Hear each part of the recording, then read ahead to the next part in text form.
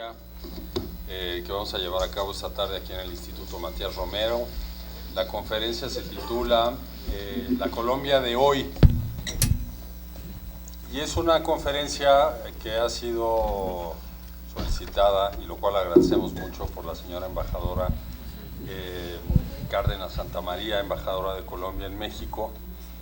Y lo agradecemos por una razón: nos interesa en México mucho lo que sucede en Colombia. Somos países hermanos, somos países que siempre estamos informados y acompañando los procesos que suceden en el otro país. Colombia y México trabajan muchísimo también en la parte multilateral, en la parte multilateral regional, en la OEA, en Naciones Unidas. Entonces, nos ha resultado de especial importancia esta propuesta de la embajadora, la cual agradecemos y esperemos que sea el principio de más intercambios de este tipo entre nuestros países. Colombia, pues todos los presentes sabemos que es un país que ha pasado por una transformación luego de años de conflicto, que hoy está implementando un proceso de paz que es supervisado por distintos actores internacionales, por garantes, pero sobre todo es una sociedad vibrante, es una democracia consolidada en nuestro continente, y que pues de nuevo con México mantiene las mejores relaciones, de manera que nos interesa mucho esta actualización que nos ofrecen el día de hoy, y que estará a cargo de Marcos Pekel, quien es profesor de la Universidad Externado de Colombia, y quien tiene como antecedentes los siguientes. Así, estudió Ingeniería Electrónica en el Israel Institute of Technology, cuenta con una maestría en Ingeniería por la Universidad de McGill en Canadá, y también ha tomado cursos de actualización en Teoría de las Relaciones Internacionales por la Universidad de Oxford. Tiene una amplia trayectoria en el ámbito académico, ha sido catedrático en la Escuela de Inteligencia y Contrainteligencia del Ejército Nacional de Colombia, en la Academia Diplomática Augusto Ramírez Ocampo, y es investigador también del Centro de Pensamiento Estratégico de la Cancillería colombiana.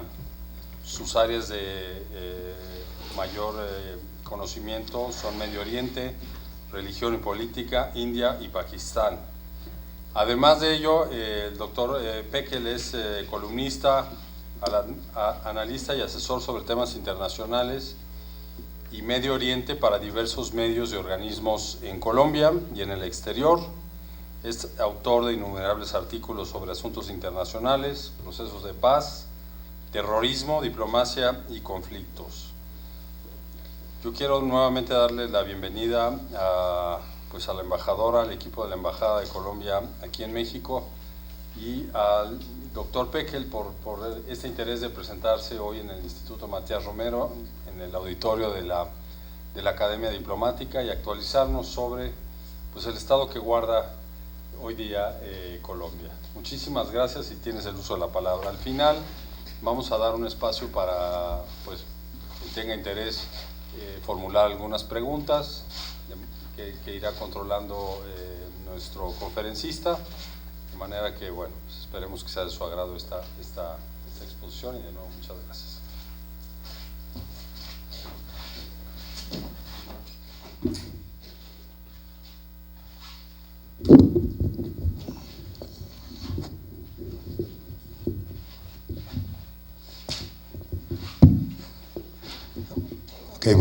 Buenas tardes a todos.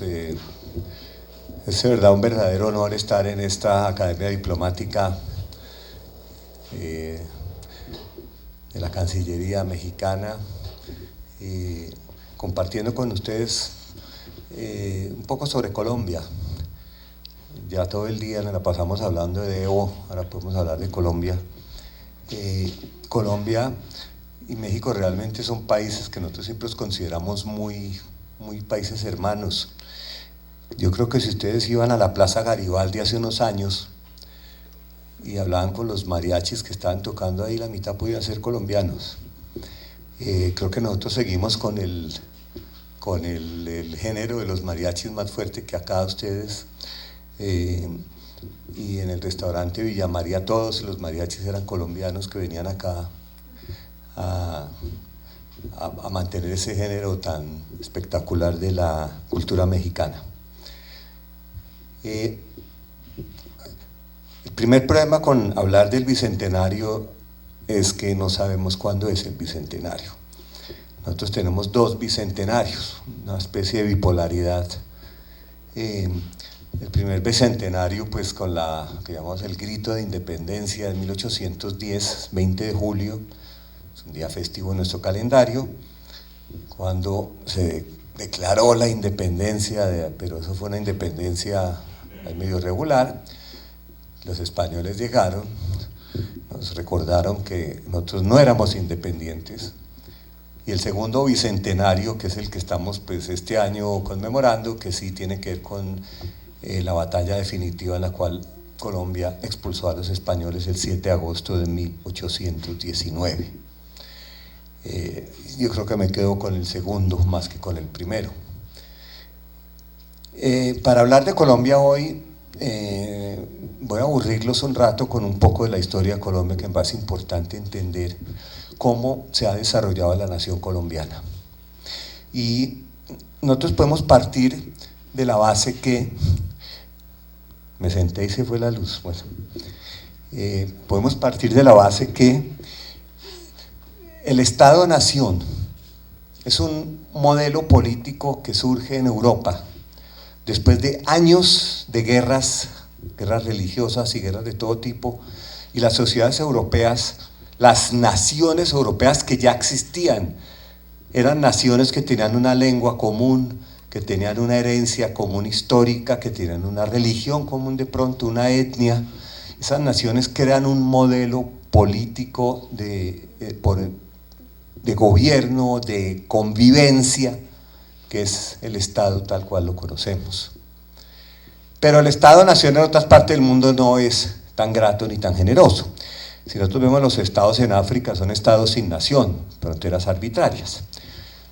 Y en América Latina tenemos un fenómeno en el cual nace primero el Estado y después la nación. Y eso porque estamos dejando de lado a los pueblos originales que no hicieron parte de esa construcción de nación y de Estado y hoy están pasando factura. Por lo tanto, la tarea de los pueblos en América Latina es construir la nación dentro del Estado. ¿Y qué era ese Estado? ¿Cuáles eran las fronteras de ese Estado? Las fronteras de ese Estado fueron las que fijaron los españoles en su manejo administrativo de las colonias americanas. Entonces, las fronteras entre la Capitanía General de Guatemala y el Virreinato de la Nueva España y el Virreinato de la Nueva Granada y el Virreinato de Lima y del Río de la Plata, pues esas fueron las fronteras que eventualmente se convertirían en los estados en este continente, y esos estados tenían que construir una nación, y ese es el proceso en que nosotros todavía estamos 200 años después. La independencia de las colonias americanas de España fue la guerra de unos próceres que eran descendientes de los españoles, pero que estaban ya creando su propio centro de poder, ya no querían seguir siendo vasallos de la corona. Además, la corona española pues también perdió su territorio cuando Napoleón conquista España, y ahí comienza realmente el movimiento independentista a tomar fuerza. Entonces, ese proceso de construcción de nación dentro de unas fronteras que fueron las fronteras administrativas de España, pues ha sido muy complejo. Y me voy ya al caso de Colombia. Así digamos que los estados en América Latina se independizan todos entre 1820 y quizá 1830, 35, 40. Pues Colombia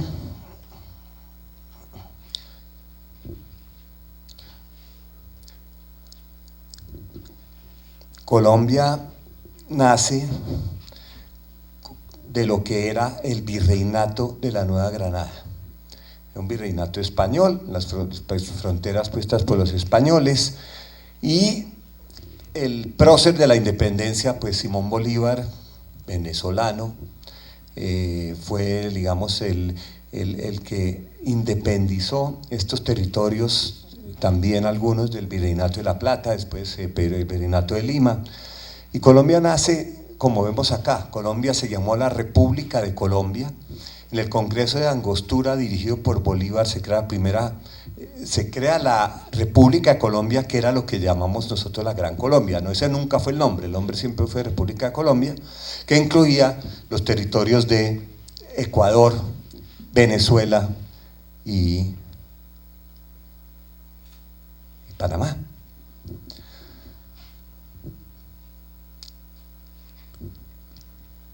Pero ese experimento no duró, y no duró por varias razones.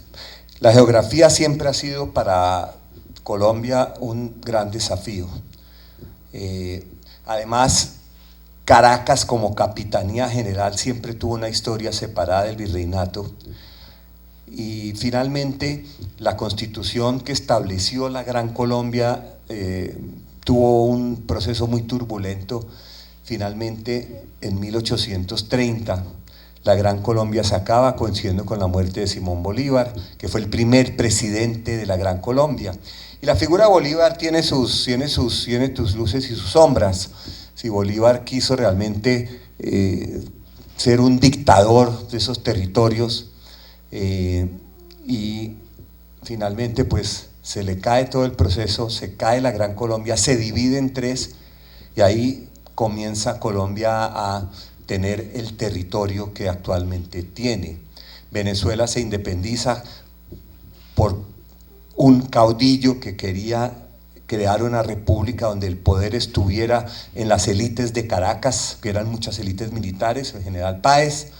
Ecuador se independiza también por un tema de lejanía geográfica de Bogotá, con el general Flores, y el virreinato de la Nueva Granada crea 3 estados. Colombia cambia su nombre, República, se llama la Nueva Granada, y Colombia tuvo 2 próceres, y el debate histórico sobre los 2 próceres no ha cesado todavía: Simón Bolívar y el prócer colombiano, nacido en Colombia, Francisco de Paula Santander, quien era general también, pero nos legó a los colombianos algo muy importante. Dijo Santander: las armas os dieron la independencia, las leyes os darán la libertad. Y desde entonces Colombia ha sido un país absolutamente legalista, apegado a la ley. Eso no quiere decir que la gente sea apegada a la ley, al revés, quizás no, pero el Estado sí. Todas las instituciones del Estado han tenido esa necesidad de que todo lo que hagan tiene que haber una ley que lo respalde. Y eso fue el legado, digamos, de Santander, de dejar como su principal herencia la idea de que las leyes son las que eventualmente organizan el colectivo, organizan la identidad. El golpe final a nuestro territorio fue aquí, aunque Panamá pues siempre también fue un ser extraño. Yo creo que en el mundo no hay 2 territorios más geográficamente separados que Panamá y Colombia, por el tapón del Darién que nunca se destapó, y finalmente en una serie de circunstancias donde la mano de los vecinos de ustedes fue la más importante. Ahí took Panamá, dijo Theodore Roosevelt, y Panamá se perdió en 1903 y Colombia quedó ya en el territorio que nosotros le conocemos. Hubo otros temas más, pero no es del caso llevarlos acá. Una característica de Colombia es la fragmentación geográfica, y eso ha sido clave para todo lo que pasa en Colombia, lo bueno y lo malo. La cordillera de los Andes viene subiendo por la costa atlántica, por la costa pacífica. llega a Colombia por el suroccidente y se divide en tres. Si nosotros tenemos tres cordilleras, tenemos una cantidad de picos de más de 5.000 metros que hacen que la geografía sea en Colombia muy compleja. Colombia es un país que hoy en día es el país número 1 en América Latina en conexión aérea, pero de los últimos quizás en otro tipo de conexión por las dificultades de la geografía. Y eso hoy en día, pero en los años que nace la República, pues mucho más complicado. Esa fragmentación geográfica hace que nosotros tengamos unas regiones, acá está la región pacífica colombiana, característica de la región pacífica colombiana en el momento de la independencia, población negra. Colombia fue el país, con Brasil, que más esclavos trajo a trabajar en los plantíos. Hoy en día, entre un 10-15% de la población de Colombia, entre 6 a 8 millones son de raza negra en la región pacífica. Luego en la región Caribe, mucho más avanzada porque por ahí llegaban los barcos. Entonces la región Caribe progresó distinto que la región del Pacífico, que nunca realmente avanzó y hasta el día de hoy sigue sin avanzar. Y luego tenemos la región de la Amazonía y la región de la Orinoquía, que son lo que llamamos los llanos, una región bastante despoblada, muy ricas tierras, pero separadas del resto del país por las cordilleras. Estas cordilleras son cordilleras muy altas, son cordilleras difíciles. Hoy en día no hay nada difícil, pero en esos días moverse de un lado a otro lo hacía muy difícil. La fragmentación geográfica ha sido, digamos, parte de mucho de lo bueno y mucho de lo malo que tiene Colombia. Entonces, con esas regiones que tuvo Colombia o que tiene Colombia, ¿cómo se mantuvo unida la nación?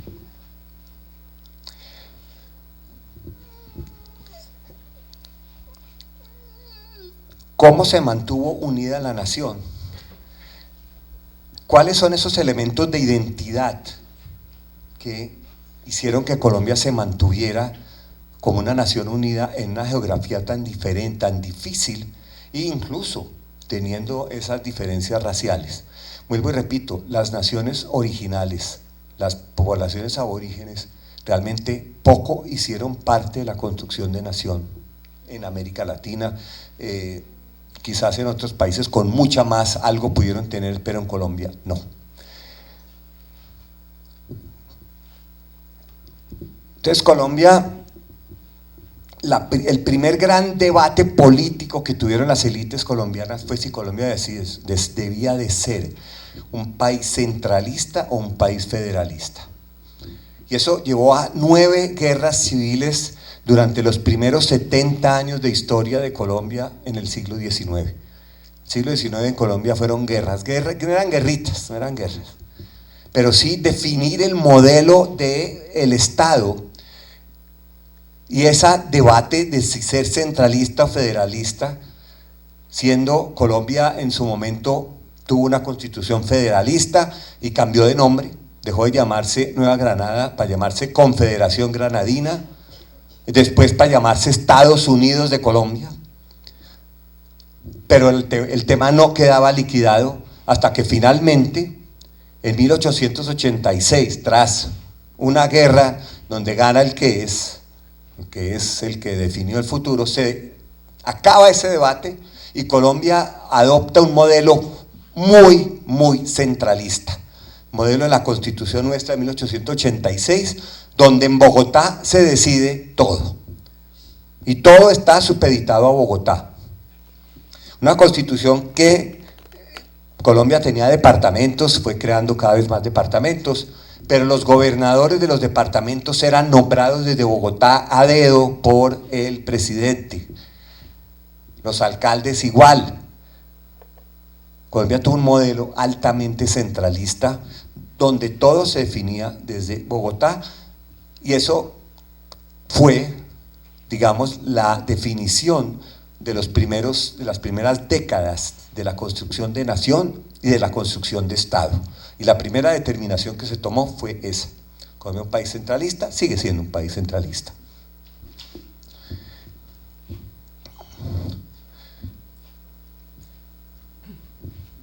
Por eso que les dije de las leyes, Colombia logró, a pesar de sus guerras civiles, a pesar de más guerras que hubo después, Colombia, por razones que son de verdad fascinantes, todos los presidentes de Colombia han sido elegidos de alguna forma.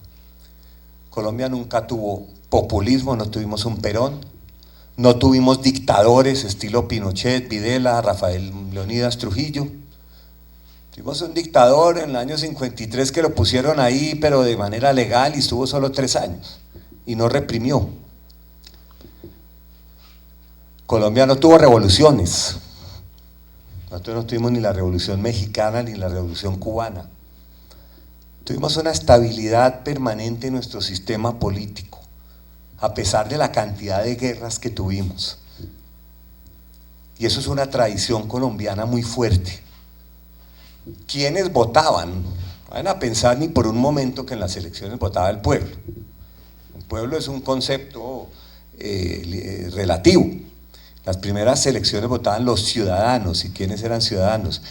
Hombres, masculinos, mayores de 21 años, con propiedades y alfabetos. Tenían que demostrar tener propiedades, ellos votaban. Un grupo muy reducido de ciudadanos votaba, pero votaba. Había algún tipo de elección. Después el concepto de ciudadanía se fue expandiendo y finalmente el voto femenino en Colombia se establece en 1957. Entonces no tuvimos ismos, no tuvimos Pérez Jiménez como tuvo Venezuela, que siempre fue un país de caudillos desde Páez, general Vicente Gómez, Pérez Jiménez, el otro no lo voy a nombrar, y tenemos una tradición de civilidad que es parte realmente de uno de los temas importantes de Colombia. Desde 1958 tenemos un calendario electoral que no se cambia para nada. Las elecciones son tal día entre tal hora y así son, no se aplazan, no se quitan, no se ponen, se cumplen. Tuvimos muchos generales en el poder, pero todos elegidos popularmente.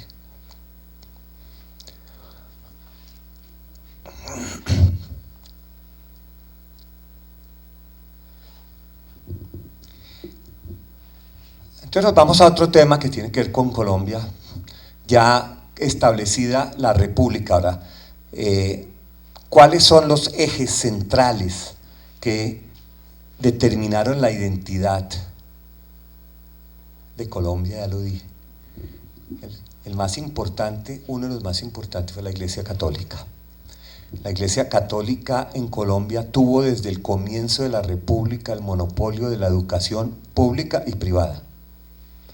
Entonces la gente era educada en unos valores comunes y el catolicismo se volvió parte de la identidad nacional. La Constitución definitiva de 1886 en el preámbulo dice: Colombia es un país católico, apostólico y romano. Eso estaba en el preámbulo de la Constitución Nacional. Clave para el tema de la identidad. El otro tema que puede parecer banal, pero es muy importante en el tema de la identidad, es la lengua, el español. El español se establece como la lengua. Todos aquí sabemos que en Colombia hablamos el mejor español, no tengo que repetirlo. Y el español más esto. Y otro elemento importante que permitió el desarrollo de Colombia como un país unido fueron los partidos políticos, que hicieron por muchos años parte de la identidad. En 1850 se fundan el Partido Liberal y el Partido Conservador, eran dos. Quizás por allá arriba las élites de pronto arreglaban algo, pero cuando la gente votaba siempre tenía una alternativa. No había un solo partido, o votaba por uno o votaba por el otro. Pero no es así, porque la tradición de partido pasaba de padre a hijo. Entonces no es que como un hincha de un equipo de fútbol y el hijo pues tiene que ser hincha del mismo equipo de fútbol. En los partidos era lo mismo. O usted era liberal, su hijo era liberal, su nieto era liberal, y si se le ocurría ponerse una camisa azul, lo sacaban de la casa. Sin embargo, el tema de las violencias siempre nos acompañó. Esa idea a veces de que Colombia es el país más violento del mundo, no es el país más violento del mundo ni de cerca, pero un país donde siempre tuvimos violencia política. Y a esa violencia política el Estado siempre tuvo la respuesta adecuada que solucionaba esa violencia, pero podía crear otra. Sufrimos de violencia política. Después de la Constitución del 86, que era una constitución inspirada en las ideas conservadoras, católicas, viene la guerra que sí devastó a Colombia. Colombia fue la Siria en aquel momento, la guerra de los 1000 días, donde el país quedó de verdad destruido. Las ferrocarriles, las carreteras que habían, las pocas, las ciudades. Fue una guerra entre el Partido Liberal y el Partido Conservador. No se pudo, la Constitución no tenía las herramientas para dirimir esa pelea de manera civilizada. Se hubo que ir a las armas.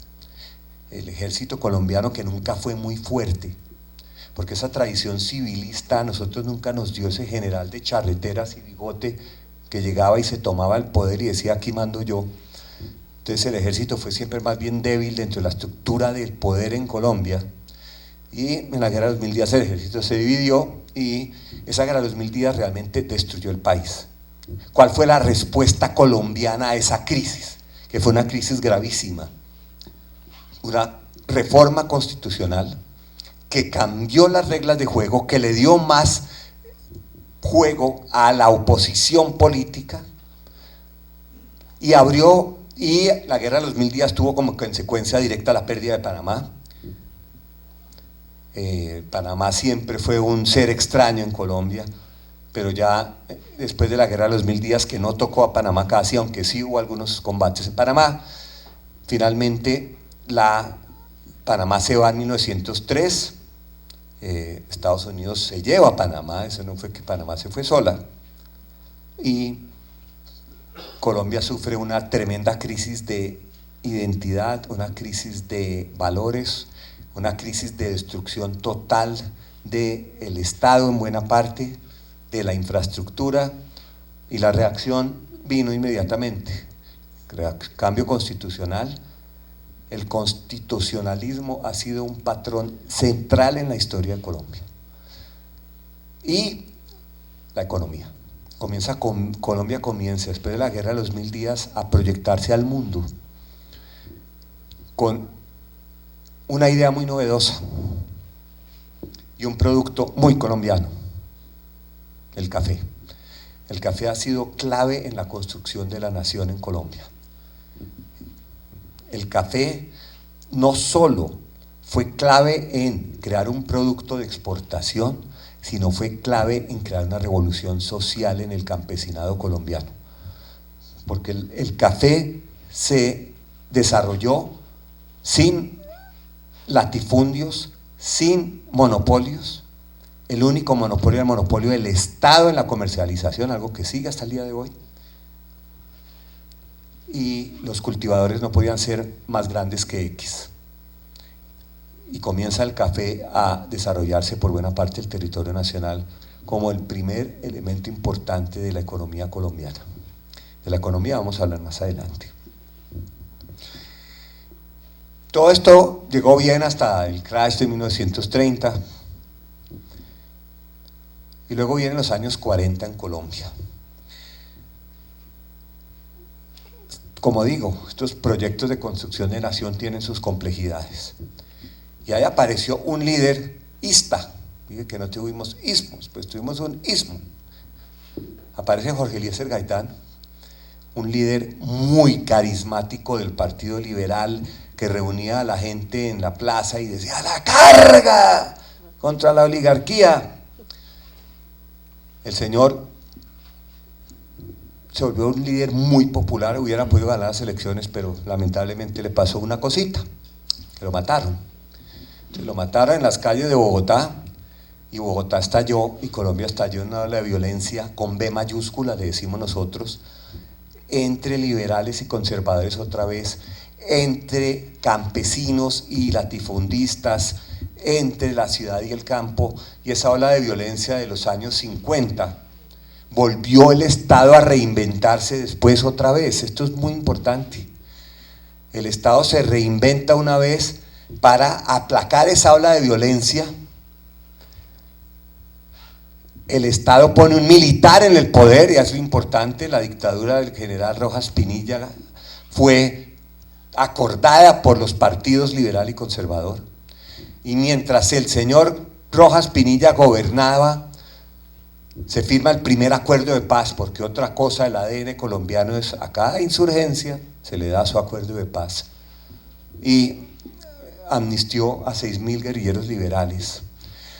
Mientras Rojas Pinilla gobernaba, los partidos liberales y conservador se reinventaban el modelo político para evitar que la violencia volviera. Y nace algo que es un fenómeno muy colombiano que llama el Frente Nacional. Los dos partidos decidieron alternarse el poder. El primer presidente sería liberal, luego conservador, luego liberal, luego conservador. Los cargos públicos se dividieron milimétricamente. Y Colombia pudo de esa forma, con el Frente Nacional, desactivar la vieja violencia partidista que cumplía 100 años. Como digo, violencia partidista por los distintos intereses que representaba cada partido. El Partido Liberal también en su momento fue un partido anticlerical. Estaba contra la influencia de la Iglesia Católica.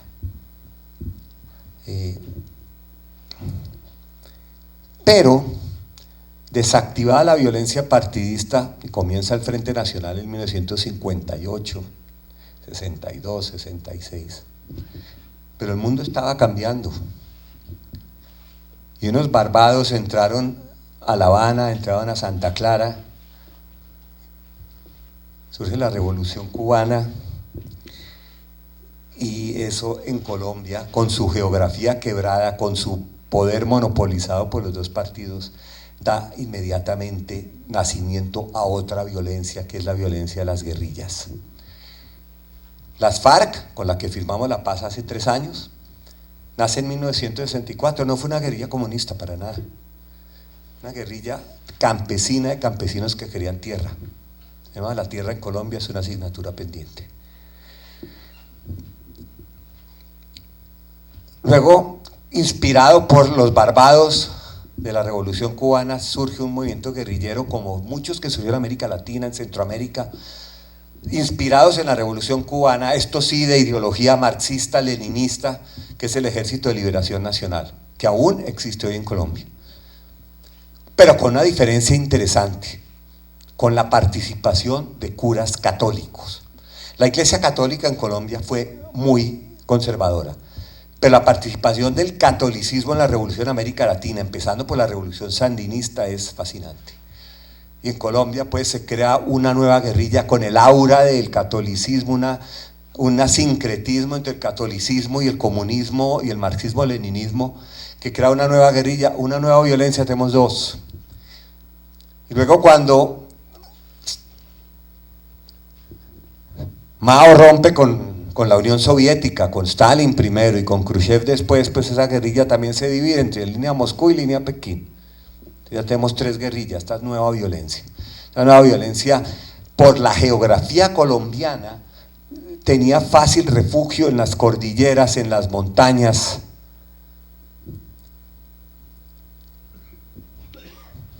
Y luego, en 1970, surge otro movimiento guerrillero, este sí urbano, este de universitarios, este de doctorados, movimiento guerrillero, estilo los Tupamaros, estilo los Montoneros, que se llama el M-19, que surge debido a un fraude supuestamente que hubo en las elecciones en 1970, que aún existe al Frente Nacional. Y el M-19 se constituye una guerrilla urbana muy sofisticada, con gente muy capacitada, con gente que había estudiado por fuera.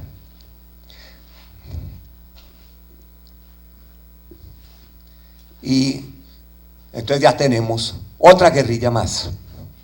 Estas guerrillas a veces trataron de coordinarse, pero nunca lo lograron. Cada uno tenía su objetivo, etc.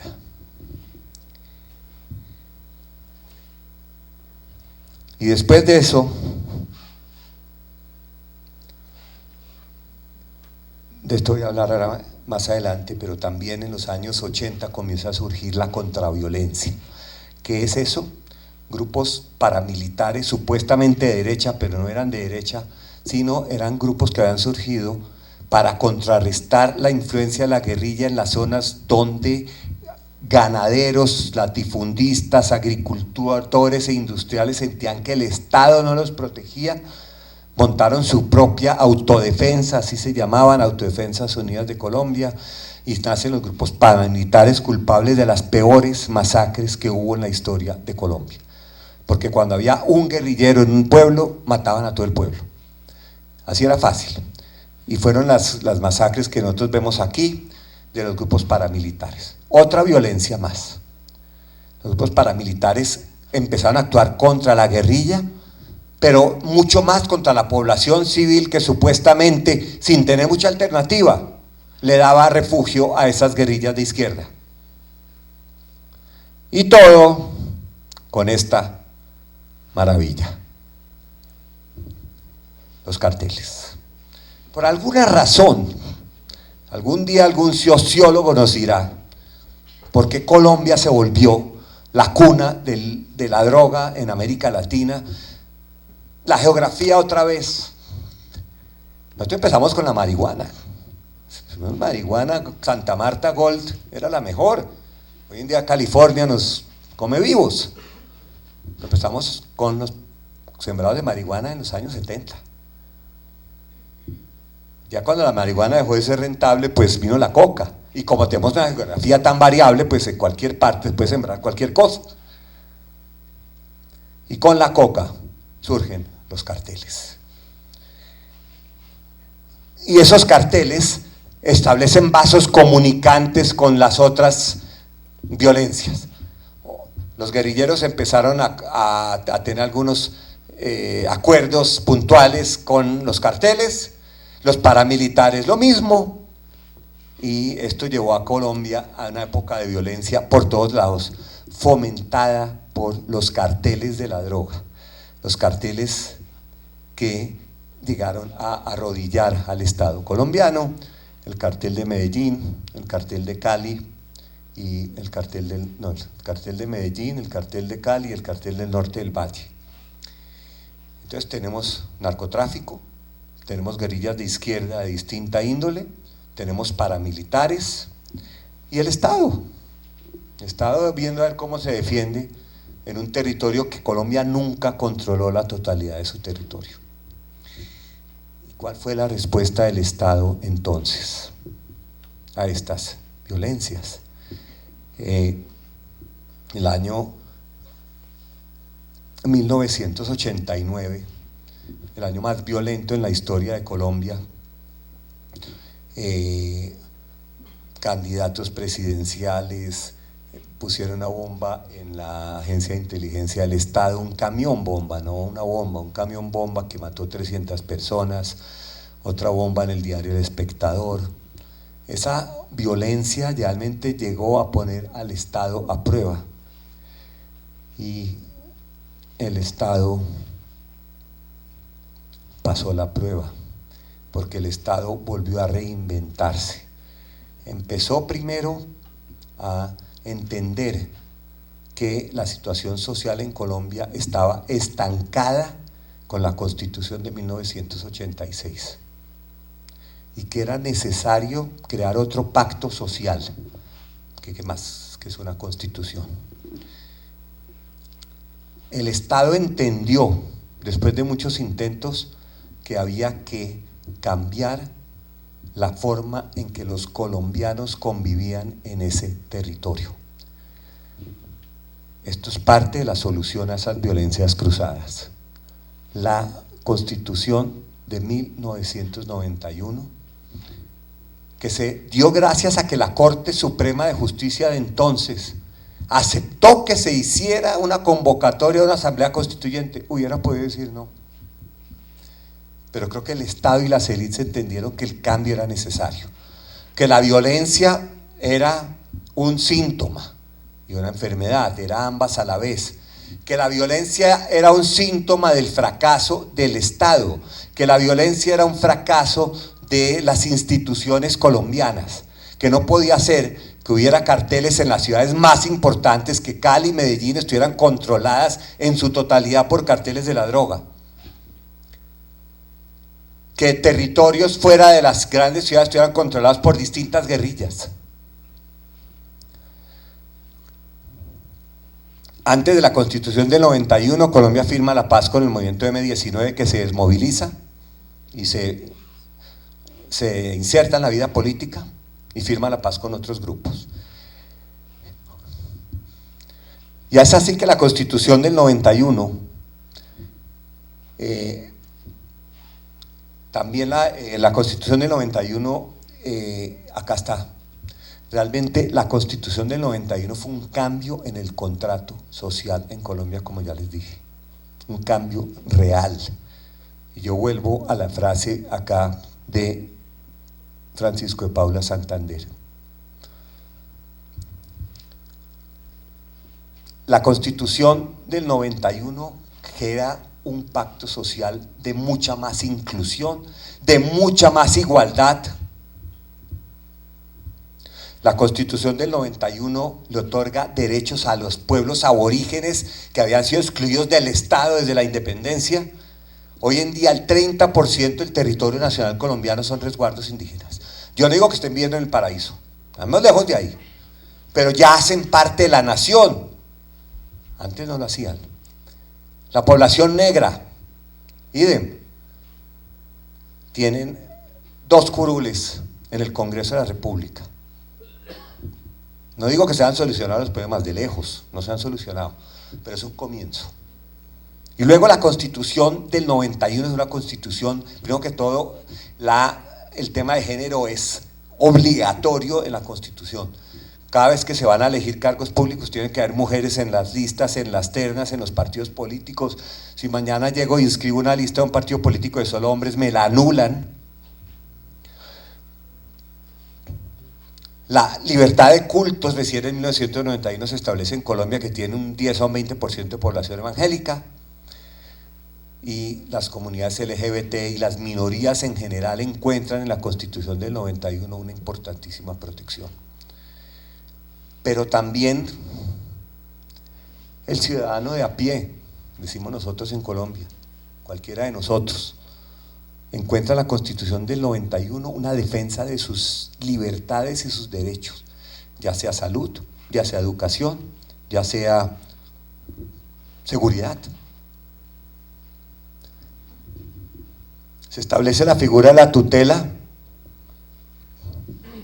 700.000 tutelas cada año en Colombia de un ciudadano cualquiera que llegó al hospital y no lo atendieron o no lo quieren operar de una operación complicada porque no hay plata. El señor pone una tutela, se tiene que fallar en 10 días y a los 10 días el señor llega al hospital y ustedes me tienen que atender.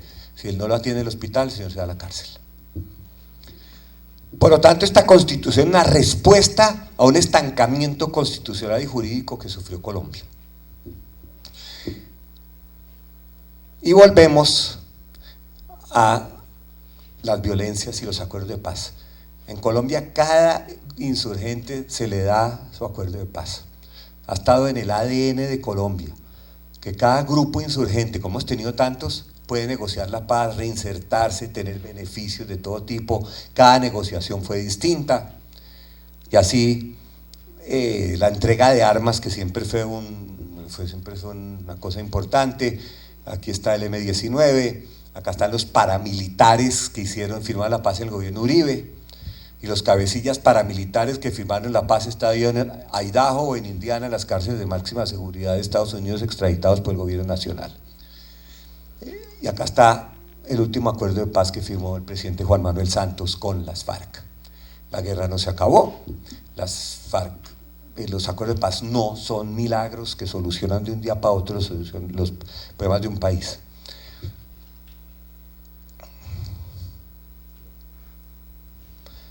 Otra característica importantísima de Colombia es la estabilidad económica.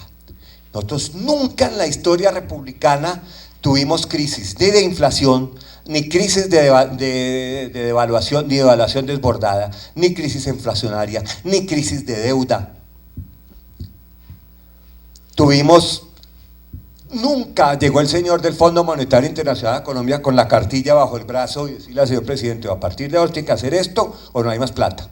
Nunca tuvimos eso en la historia de Colombia. En los años 60, no me acuerdo, el dólar americano eran 10 pesos por dólar. Hoy son 3.000.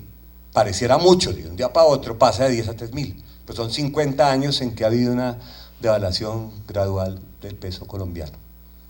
Un manejo macroeconómico rígido donde el gerente del Banco Central siempre tuvo independencia desde los años 20. Cuando fue el crash de 1930, Colombia fue el único país de América Latina que pagó su deuda con Estados Unidos cuando todos entraban en default. Ese manejo macroeconómico rígido surge de dos cosas. Uno, que nuestras élites se educaron siempre en Estados Unidos. Nosotros siempre, miren, América Latina no existe. América Latina como ente geopolítico no existe. Entonces nosotros, los colombianos, se educan en Estados Unidos, van a colegios americanos o extranjeros, van a Estados Unidos y todo el manejo económico del país viene de la escuela norteamericana. Sí, que el imperialismo, bla, bla, bla, viene de la escuela norteamericana. Y eso nos ha permitido tener un manejo que nos ha permitido, un manejo monetario, un manejo macroeconómico, y Colombia ha progresado mucho a pesar de todas las violencias que les dije. La pobreza se ha reducido sustancialmente y la clase media ha crecido. Falta mucho por hacer. Colombia tiene un desbalance tributario que no ha podido resolver. Colombia, los impuestos son una parte muy pequeña del PIB y los pagan muy pocos. Pero esa economía estable es parte de la historia republicana de Colombia junto al civilismo y el cambio democrático de gobiernos. Y luego viene Estados Unidos. Contrario a ustedes, nosotros estamos muy cerca de Dios y muy lejos de Estados Unidos. No sé si eso es bueno o malo, pero es una realidad. Y nosotros, nuestro referente es Estados Unidos, lo es en las relaciones exteriores. Nosotros fuimos el único país que fue a la guerra de Corea, en el contingente de Estados Unidos de Naciones Unidas. ¿Y cómo nos lo pagaron Estados Unidos? Mandándonos armas, entrenamiento militar. Apoyamos la expulsión de Cuba de la OEA porque Estados Unidos quería, porque Colombia también tuvo una tradición anticomunista muy fuerte. Y otros episodios que hicieron de Colombia el principal aliado de Estados Unidos de lejos en la región. Y acá es donde nos juntamos. Colombia hace hoy en día parte de la OTAN, es el único país de América Latina que es estado asociado de la OTAN. Lo buscamos mucho tiempo. Mucho tiempo quisimos ser y golpeábamos en la puerta y nos decían, no, venga mañana. Finalmente entramos a la OTAN. Pero acá viene la otra parte de la lucha contra las violencias, porque la Constitución de 1991 dio espacios para el pueblo, para la población, para la inclusión, pero no acabó ni con el narcotráfico, ni acabó con las violencias que aún no se han acabado. Entonces vino esa otra parte que hace que Colombia se reinvente cada vez que está en crisis, y es el Plan Colombia. Y a nosotros no nos dio pena. El Plan Colombia vino de parte de Estados Unidos en la lucha contra el narcotráfico y después contra la guerrilla, las FARC y el ELN. Y ese plan tenía varios strings attached. Estados Unidos dio mucha ayuda militar y ayuda para temas sociales. Colombia tenía que, en la Constitución del 91, por presión de los narcotraficantes que amenazaron a los constituyentes, la Constitución del 91 prohibió la extradición de nacionales colombianos. Unos años después, en el gobierno de Néstor Samper, se restablece la extradición como un elemento esencial en la lucha contra el narco. Porque la extradición en Colombia no es un tema jurídico. Allá llega una solicitud de extradición de Estados Unidos, allá no se leen los cargos por los cuales la persona es acusada. Allá se mira si el sello está bien puesto, si la firma es la que es, si la fecha es la que es, y si eso está bien, se procede. Es un tema administrativo, sencillo. Una persona en Colombia capturada por motivos de extradición al mes puede estar en un avión de la DEA. Los aviones de la DEA están siempre parqueados en el aeropuerto de Colombia, siempre están ahí parqueados. Nunca se sabe cuándo puede caer un narcotraficante y hay que mandarlo. La extinción de dominio, es una figura también que se inventó la justicia, que también es una cuestión administrativa. Nosotros sabemos que en la justicia uno es inocente hasta que se pruebe su culpabilidad. En el tema del narcotráfico, Colombia cambió toda su jurisdicción. Usted es culpable hasta que muestre que es inocente. Entonces la extinción de dominio es un proceso administrativo. Usted es acusado de narcotráfico o tiene una solicitud de extradición. Nosotros sabemos los lujos que tienen los narcos, las fincas, las casas, los apartamentos, los carros, los yates, los aviones. Cuando la persona es capturada, todo lo que tiene pasa inmediatamente a ser propiedad del Estado.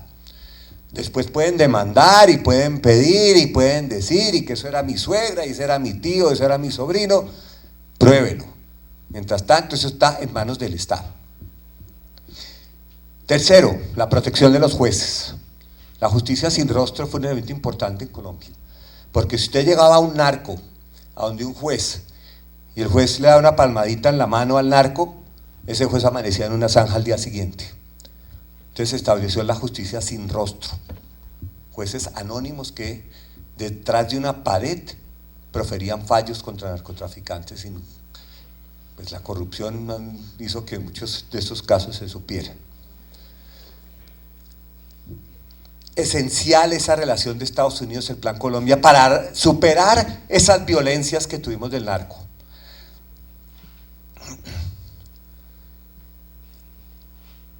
Como digo, este es un proceso en Colombia. Viene la crisis, viene la forma de superarlo. Viene la crisis, viene la forma de salir de ella. Si nosotros miramos los indicadores de Colombia hoy a lo que eran hace unos años, en todo se ha mejorado. Pero que falta un larguísimo trecho, sí. Muchas cosas faltan por hacer. Colombia, por ejemplo, entró a la OECD. Un mexicano es el secretario general. La OECD, ¿qué nos dice? Nos da un diploma de ser un país de buenas prácticas. ¿Qué son buenas prácticas? Buenas prácticas dentro del sistema capitalista.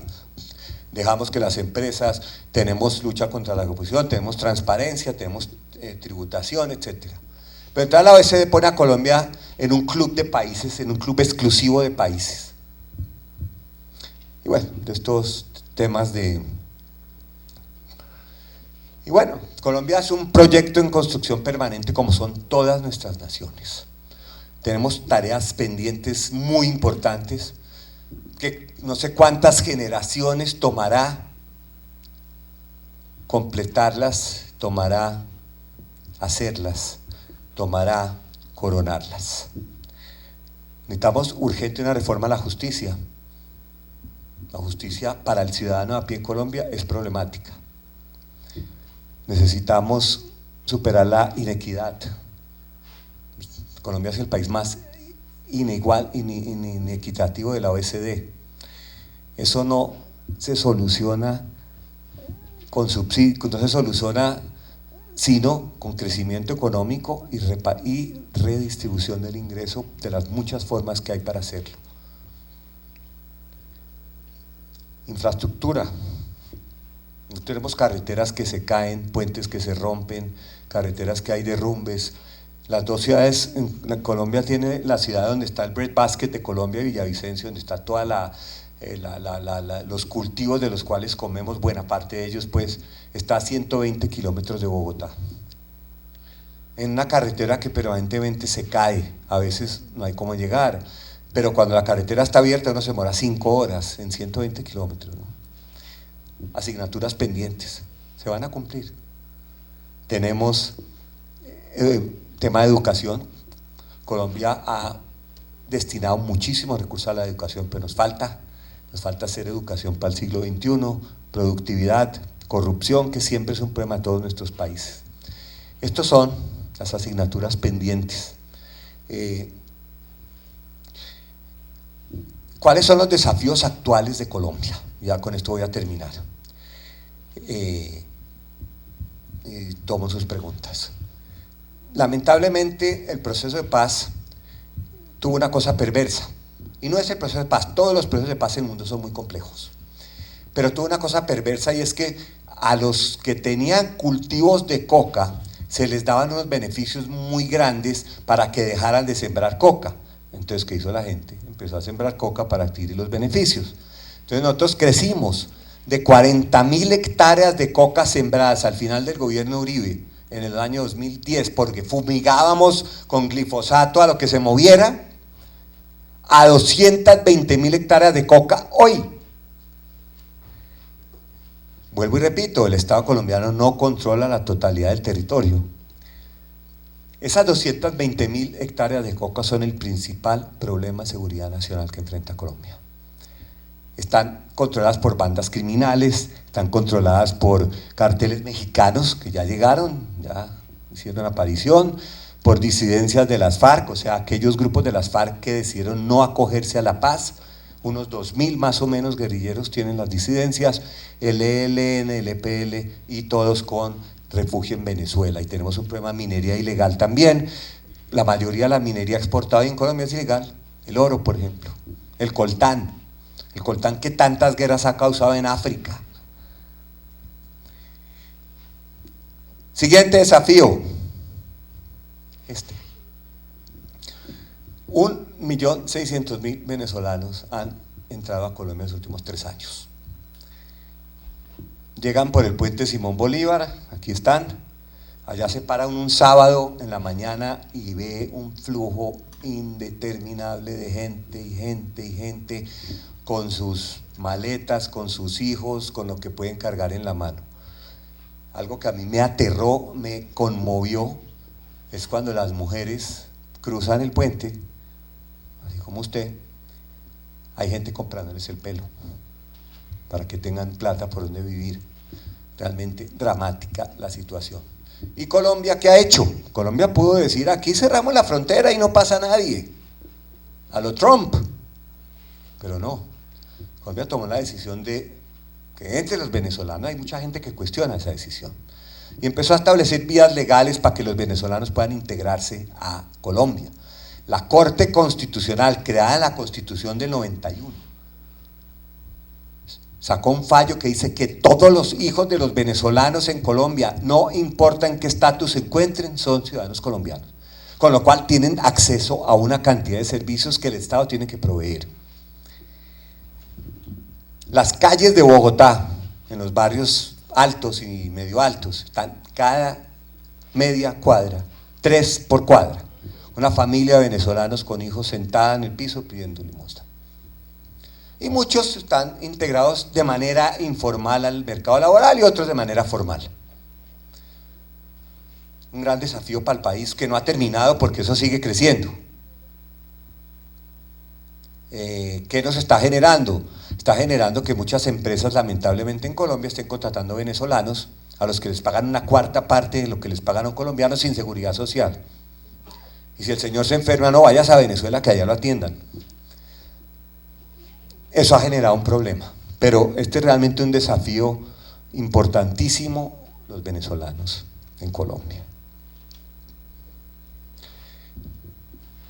Y por alguna razón, cuando se hacen los rankings de felicidad, Colombia parece el país más feliz del mundo entre los primeros 10 lugares. Cuando nos proponemos algo a veces lo logramos. Yo voy a dar el ejemplo del deporte. Hace unos años Colombia se propuso ser potencia deportiva y Colombia hoy en día es la potencia deportiva de América Latina por encima de México, por ejemplo, por debajo de Brasil, por debajo de Cuba, pero encima de México, encima de Argentina. Es un proyecto nacional, bien hecho, bien gestionado, con recursos. Somos un país feliz, con todos los problemas, y hoy en día enfrentamos serios problemas, una polarización, producto del acuerdo de paz. Todos los acuerdos de paz en el mundo generan polarización. Y el hecho que no hayamos tenido ismos no quiere decir que no los podamos tener. Pero pienso que la institucionalidad nuestra, más el ADN que tenemos de civilismo, de democracia, es fuerte todavía. Señores, muchas gracias, tomo sus preguntas.